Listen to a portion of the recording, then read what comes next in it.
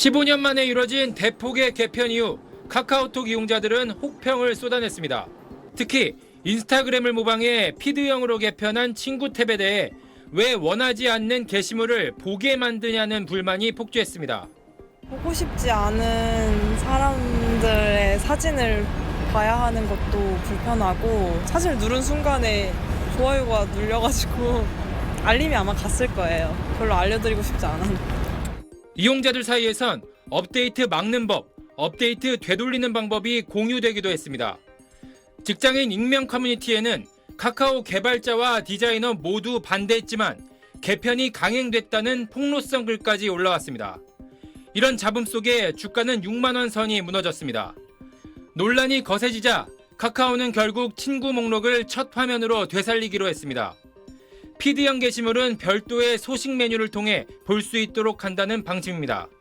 구간이 명관일 수 있으니까 그 부분 예전에 좋았던 부분 잘 기억해서 앞으로도 잘 운영해 주셨으면 좋겠다 생각합니다.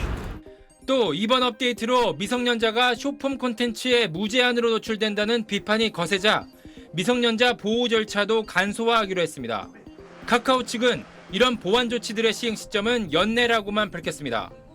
일주일 전 개편으로 광고 노출 확대와 젊은 층 체류 시간 연장을 도모했지만 이용자와 소통하는 고객 전문가의 부재와 탑다운식 의사결정 체제라는 조직의 약점만 노출했다는 지적이 나오고 있습니다.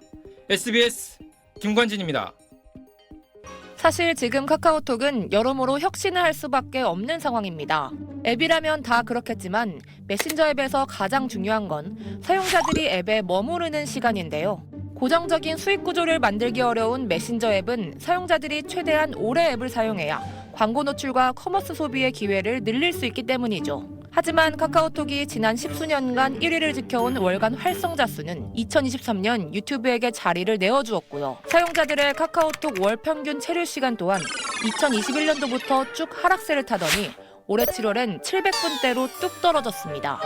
이는 같은 달 900분대를 기록한 인스타그램보다 훨씬 못 미치는 수치고 실제로 최근 잘파 세대 사이에선 탈카톡 현상이 가속화되고 있다고 합니다. 이들에게 카카오톡은 다소 공적인 느낌, 인스타그램은 사적인 느낌이라는 거죠. 주로 직장이라든지 공적인 영역에 있는 사람들과 주로 많이 소통을 합니다. 반면에 인스타그램이라든지 페이스북 같은 경우는 어떻게 보면 나의 어떤 취미라든지 나의 라이프 스타일과 관련된 그런 분들하고 소통을 하거든요. 인스타그램은 메신저 기능 외에도 콘텐츠가 많습니다. 스토리 답장은 물론 피드나 릴스 공유로도 대화거리가 계속 생기니 굳이 할 말을 만들어내지 않아도 되고 메신저답게 답해야 한다는 부담이 덜하죠. 반면 카카오톡은 메시지 외에 특별한 콘텐츠가 없고 인스타그램 DM을 잘 쓰지 않는 부모님이나 업무를 위해 직장 동료들 간에 쓰이다 보니 다소 딱딱하게 느껴질 수 있다는 겁니다. 그래서 최근 커뮤니티엔 대학 직장 생활을 하면서 카톡을 깔았다는 말이 떠돌 정도입니다. 상황이 이렇다 보니 전문가들은 카카오톡이 어쩔 수 없는 동시에 당연한 선택을 한 것이라 분석합니다. 결국 유저들의 체류 시간을 늘려줘야 되는 부분인 것이죠. 아무래도 피드형 UI라든지 숏폼 도입은 광고를 배치한다든지 콘텐츠 소비 증가를 유도해서 전체적인 어떤 수익을 확대할 수 있는 기반이 마련이 됩니다. 그간 카카오톡은 채널 광고 중심으로 광고 매출을 올렸던 터라 확장성이 떨어진다는 지적을 받아왔었는데요. 반면 피드 광고를 꾸준히 강화해온 인스타그램은 올해 기준 미국 메타 광고 매출의 무려 절반 이상을 차지할 거란 전망이 나옵니다. 피드형 UI와 숏폼 도입이 글로벌 트렌드인데다 실제로 사용자 이탈이 수치로 나타나는 만큼 가만히 있을 수 없는 상황이지만 사용자들이 꾸준히 지적하는 지점은 카카오톡은 메신저라는 점이죠. 우리가 카카오톡을 국민 메신저라고 하는 것이 비유적으로 한다면 물과 공기 같은 것이죠. 우리가 아침에 일어나서 습관적으로 제일 먼저 여는 창이 카카오톡이고 그런데 여기에 어떤 변화를 준다, UI, UX에 변화를 준다 할 때는 중장년층들한테는 다소 부담으로 작용할 수 있죠. 그렇다고 해서 젊은 층이 환영하느냐? 저는 딱히 그렇게 보지 않습니다. 아무래도 기존의 MZ세대라든지 1020은 소셜 기능을 다른 쪽에서 이미 소비하고 있거든요. 메신저 이상의 플랫폼으로 도약하기 위한 이번 카카오톡 개편에 많은 의견이 쏟아지고 있습니다. 카카오톡은 국민 메신저 자리를 지켜낼 수 있을까요? 결혼을 앞둔 청년 세대의 프로포즈가 달라지고 있습니다. 이제는 단순한 청혼이 아니라 호텔과 명품 브랜드가 빠지지 않는 하나의 사치 의뢰로 굳어지고 있는 것으로 분석됐습니다. 성신여대 양수진 교수 연구팀은 최근 인스타그램에 올라온 프로포즈 게시물 128건을 분석했습니다. 프로포즈 장소로는 호텔이 압도적으로 많았습니다. 전체의 42%가 호텔이었고 이 가운데 대부분은 5성급이었습니다. 특히 잠실의 시그니엘 호텔은 93층, 99층 같은 층수까지 강조하며 게시물이 올라왔습니다.